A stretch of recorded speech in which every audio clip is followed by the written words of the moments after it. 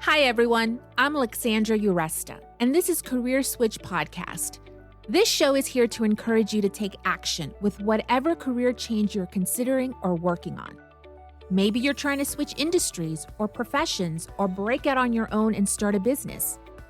In some episodes, I talk to people who've made their own career switch, whether by choice or circumstance. They share the good, the bad, and the truth about their journey, including what worked for them and what didn't. In other episodes, I speak with experts who offer their best career advice on challenges that can come up during the process of making a career change. After all, it takes guts to switch things up, and it's not easy. However, it is possible. So, I hope you hear something in this episode, an idea, a suggestion, a piece of advice that'll spur you into action with your own career switch, whether it's taking that first bold step or trying something new. Welcome. I'm glad you're here. Any career change will have its ups and downs. That's a big part of what Career Switch Podcast is about, dealing with the challenges that can come up while making a career change. I remember when I got laid off and spent 14 months trying to figure out my next career, I would stress eat and comfort shop when things weren't going how I wanted. Are you doing something similar? Turning to a behavior to handle whatever is going on right now with your career change? I speak with recovery coach Gerardo Matamoros, owner of consulting firm 7RM7. I'll call him G during our chat today. G is also a group facilitator for Smart Recovery, a nationwide nonprofit which offers free support groups to individuals who want independence from any type of addictive behavior. In this episode, G tells us what's really behind whatever behavior you may be using to cope. Whether it's too much eating, spending, drinking, smoking, TV watching, video game playing, or misusing sleeping pills or prescription drugs. Anything that can be harmful when done in excess. G explains how your thoughts affect your actions and offers 3 keys to how you can better cope with making a career change. Hi, G. Thanks for joining us today. Let's face it, a career change can take time. A lot of us make a career switch after a layoff, or we go back to school for a degree, or we could be trying to change careers while juggling a 9-to-5 job. And there will surely be challenges along the way which we'll have to handle. Before we dive in, tell us what you do as the owner of 7RM7 and as a recovery coach. I am right now focusing on consulting and helping other businesses, specifically nonprofits, to develop programs for the Spanish language community, more specifically with the recovery community. And recovery meaning from any type of addictive behavior. My main client right now is Smart Recovery USA, Smart Recovery NYC, and Smart Recovery International. There's 3 different levels to that, and I provide different services within those levels. Additionally to that, I do have my recovery coach certificate. So I will do one-on-one sessions, and I can do it for individuals who are seeking guidance in a direction and getting out of problematic behaviors that are interfering with those goals. You're also a group facilitator for Smart Recovery, a national organization that helps people with addictive behaviors. So you see a lot of people in recovery, and you know what people go through under many circumstances. That's why I thought you'd be a great guest for this topic.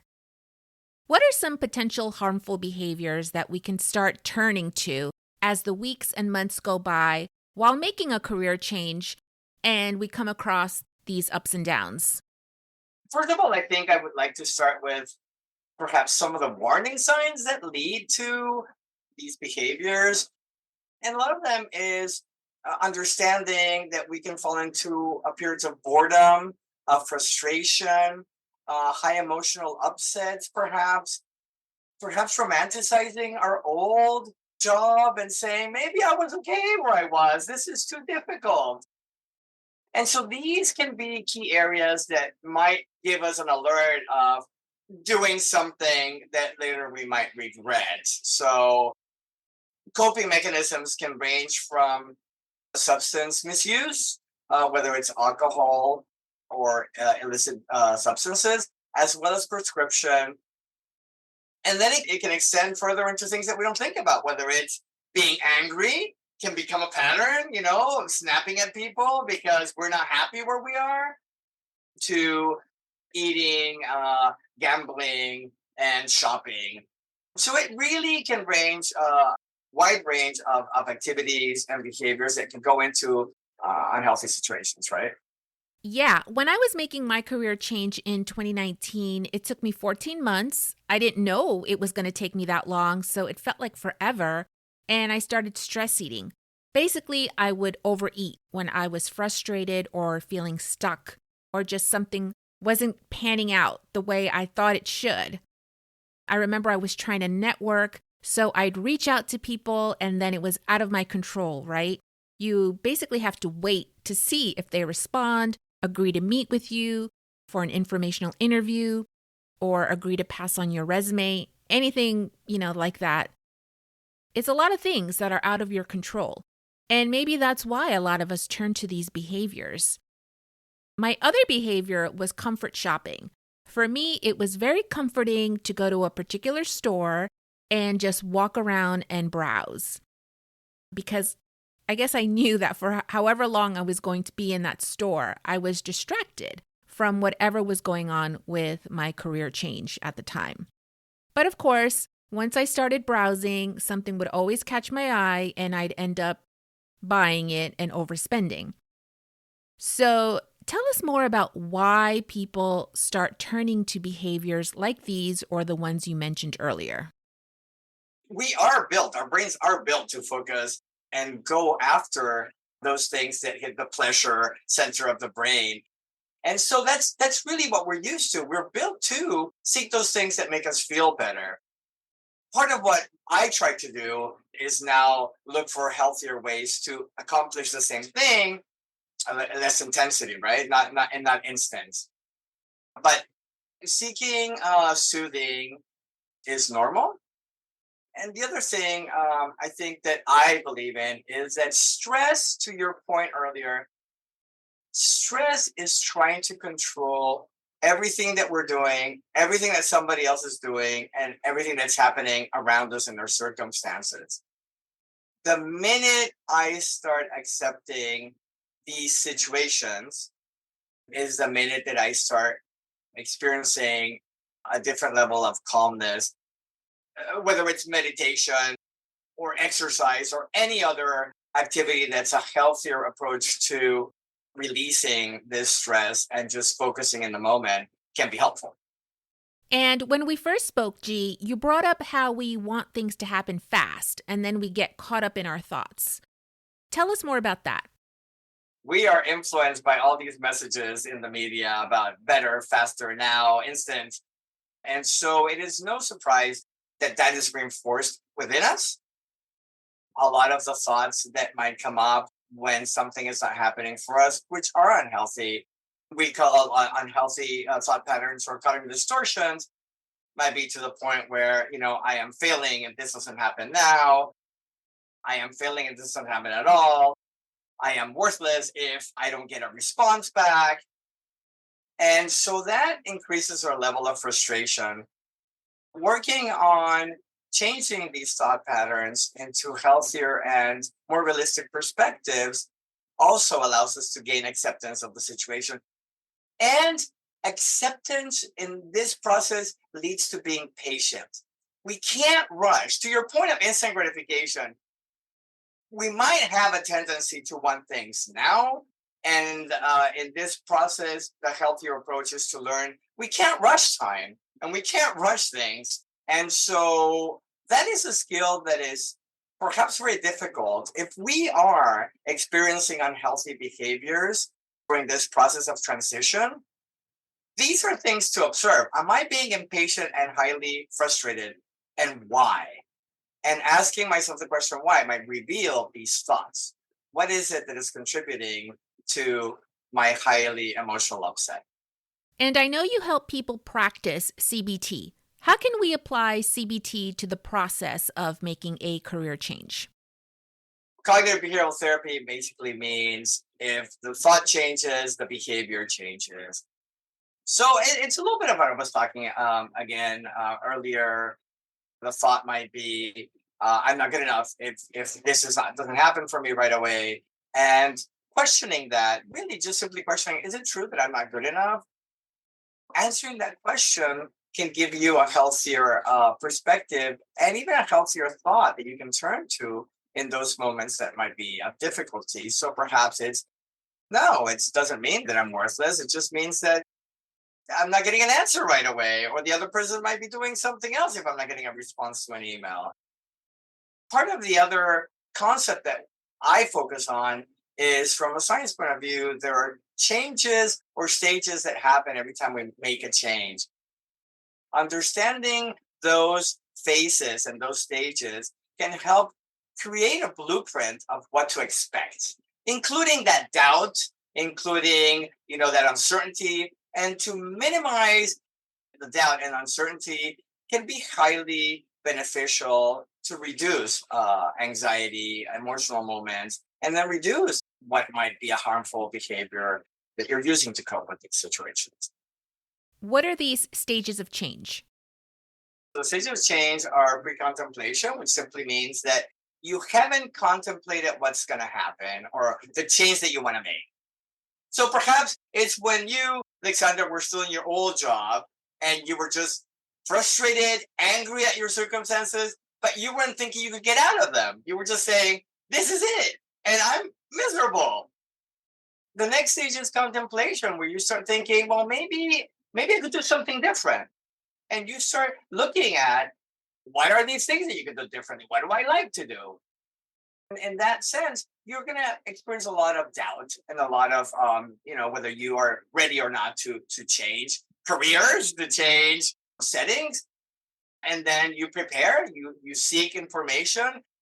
Perhaps you start dipping your toes in the water and start saying, am I comfortable with this? Can I do this? As you find information, you feel more confident that this change is possible. And then the next one would be taking action to actually really put some time and effort into what you're doing. The more time and effort that we put into something, the more confident we feel about what we're doing. And so the less stress we're going to feel, right? Then the next one would be maintenance, where you maintain more of the new behavior. Let's just say in my case, I started putting less time to what I was doing and more time into what I wanted to do, which in fact affected my previous job, right? Because I started putting less effort until I made the decision that this is what I wanted to do. And I gave up my previous career and decided to do 100% this. And that's when the change was completed for me. I was fully vested in my new path. Of course, everything within it is still, up in the air, and there's still that I'm still learning to do better. But that is living, and that is calming for me. Right. You made a career switch yourself. You used to work in advertising and now you started your own consulting business. Yes. I actually, the truth is, this is my fourth company. It took me a while to really find out what I wanted to do. Within that process, I went through a lot of frustration and impatience. I went through some of my own unhealthy behaviors because of it, because of the uncertainty. And I think the tools that I've been talking about right now, or the concept of change and the awareness of what key areas that can lead, right, to these behaviors would have been very helpful for me. What do you suggest can help us be more aware? One of the tools that I find very helpful is to even just sit down before I make a change and decide what is important to me. What are the areas? What are the key areas that are important to me? What do I value? When I do that, I can move forward in that change, in that direction, with more confidence and more commitment. For me, that was a valuable tool for motivation. If you're looking to change in any which way, knowing the why And for me, it's almost a translation of why do I get out of bed every morning? And when I think about it, I could wake up nervous and a little bit anxious in the morning. Maybe I'm going to admit it with some sort of palpitations. I'm still a little bit unsure if I'm going to approach my day. But if I just think about for a minute why it's important what I'm doing, what is driving me to do this, then I get up and I take the next step. And that really is transforming for me because I never thought about those things.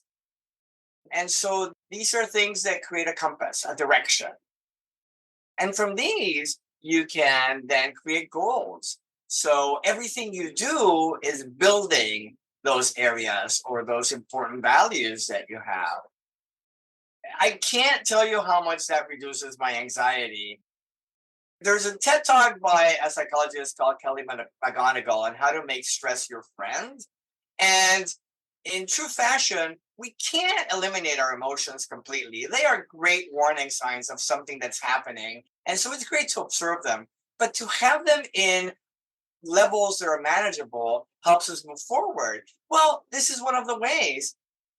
If we are doing something that's important to us, then we will be able to do it despite the levels of stress that they might create because it's important. Would you say it all boils down to uncertainty? Because there's no guarantee things will pan out with a career change. When it's going to happen and if it's going to happen the way you want it to happen. Yeah, I don't know where my next paycheck is going, like how quickly my next check is going to come, when people are going to pay me, even though I invoice. And that uncertainty is real. My stress these days is less because either one, I've learned two things. One, I can't force the people to pay me quicker than they're going to, but I can also ask the people who are expecting money from me if they are able to delay. I can manage those things in many different ways, and therefore I can lower my day-to-day stress. Eventually, I will just accept the fact that I can't pay something on time or that I'm not going to be paid on time. And that's okay. I'm still going to pursue those things that I find are making me get out of bed, like helping me get out of bed, right? I'm still going to keep working at what I do. What about the circumstances? If your client isn't paying you and then you can't pay your rent on time, there are going to be circumstances. I think that's partly why we may turn to these coping behaviors. Like I said earlier, it took me 14 months, and I had to make sure my expenses were covered every month while I was working on my career change. For sure, I always got more anxious about the fact that I thought if I didn't pay the first of the month, I would get kicked out of my apartment. I'm not saying it's not true for some people, but what I knew or I know now is that thinking that way didn't allow me to have a productive conversation with my landlord. If I think something's not going to happen or it's going to happen, if it's not leading me in the right direction, then I'm not going to do something about it. If I think I can't have the conversation, say, this month I might not pay you rent, but next month I'll pay you double. And if you're able to not charge me the late fee, I would really appreciate it. But if you do, I will pay it. But then it gives me an extra month to just focus on work and not be distracted by the anxiety that I might have about something I'm not doing.